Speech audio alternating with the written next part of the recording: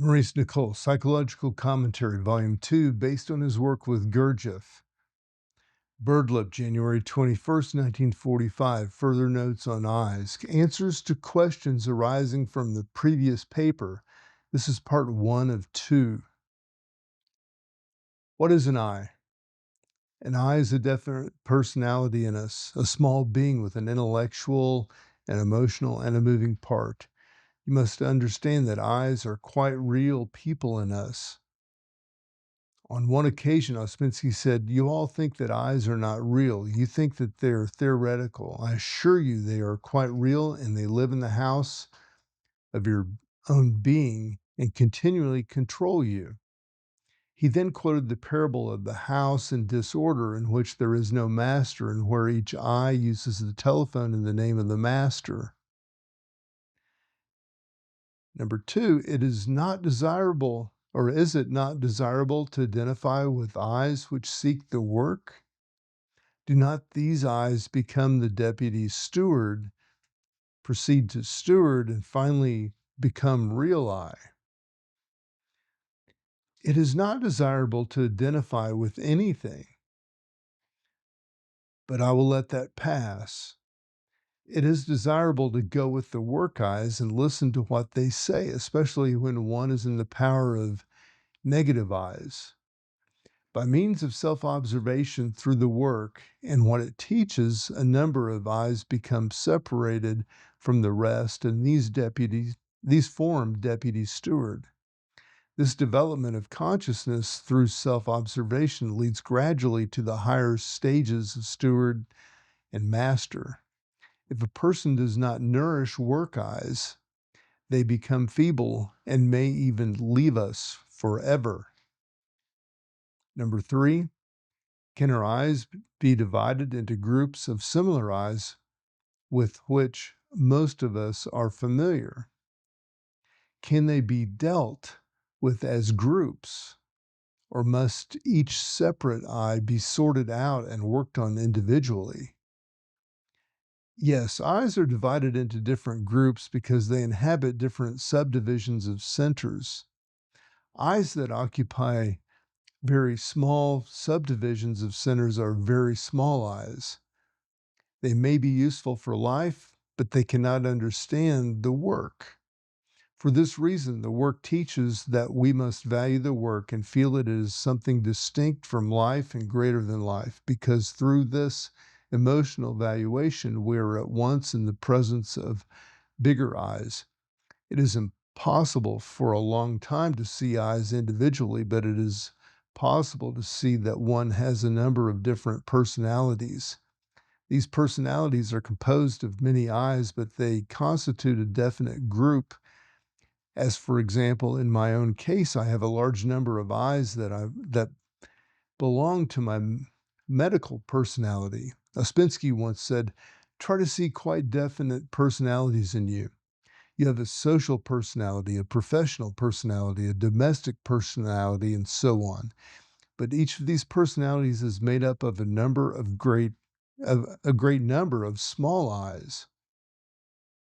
Number 4, since eyes are represented in each center, can fidgeting be said to be done by an eye? And if so, does this also imply that habit is accompanied by intellectual and emotional fidgeting?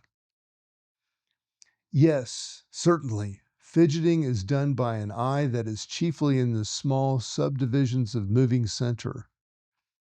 Yes, it can be accompanied by intellectual and emotional fidgeting. It may be a rather powerful eye acting on 3 centers equally. This requires observation. Observation begins with noticing the different work of the 3 centers. If you notice that you are intellectually in a fidgeting, uncertain state, you may notice that you make certain movements and so on. But often mere fidgeting is a small automatic eye in the moving center. For instance, a person may always be scratching his head, and this sort of fidgeting may belong to a very small, practically automatic eye in the moving center and not interfere with the work of the emotional or intellectual centers. We all have all kinds of mechanical tricks, even when we are deeply concentrating. Number 5, are all eyes acquired? Yes, they're all acquired, and they are acquired in all sorts of ways. It is usually said that they are chiefly acquired through imitation and education, but they're all acquired because they belong to the personality which is acquired. The work says it may be true that there is a trace of real I in us, but that is all that it says. But real I is not acquired. It is already there as a possibility from our birth. We do not make real I. We seek to approach it. Then we know who we are. Are there eyes in essence? Is the 6th question here. No. It cannot be said that there are eyes in essence, although some eyes that we acquire are very close to essence. That is, we have more essential eyes.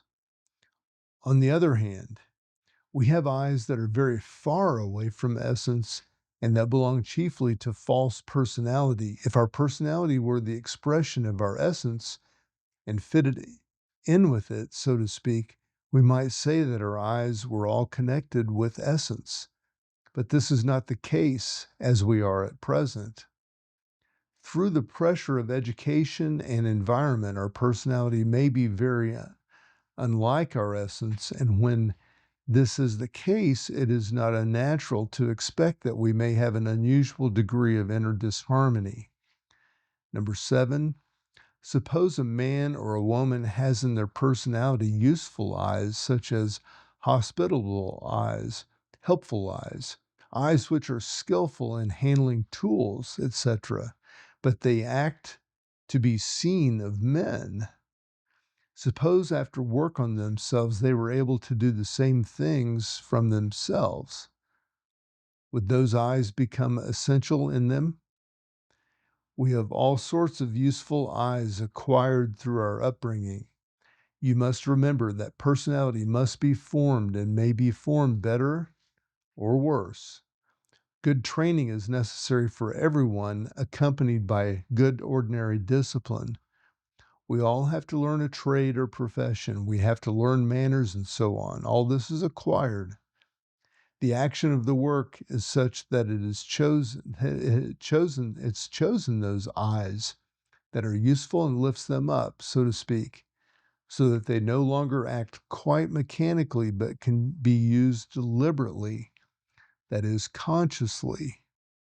The work makes a kind of arc in us into which everything useful goes. We cannot do this ourselves. The action of the work does it, and it arranges everything in the right order. Question 8, Part A. Is essence the seed from which real I can grow? Yes, in a way. It's better to say that behind essence lies real I, and through the development of essence, we contact real I. The object of this work is for us to become more real, to get rid of false, unreal eyes. This cannot be done only through inner sincerity and long observation, and through the influence of the work acting on one over a long time. And the latter depends on struggling to keep the work alive in one over a long period.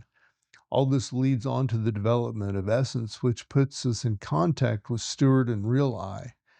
You must conceive steward and real I as being above us on a higher level, and as it were awaiting us, being as it were more internal, deeper, beneath the surface on which most of our psychic life takes place. Whether you call it a movement upwards or a movement inwards, it amounts to the same thing. All this work has to be done by ourselves. We are in the position of having lost our way and having to find it back again. Everyone is created perfect, that is, with real I, but we descend into this world both literally and psychologically and lose our way. There is some reason for this, and one of the explanations of it is that we are created as self-developing organisms. It is an experiment.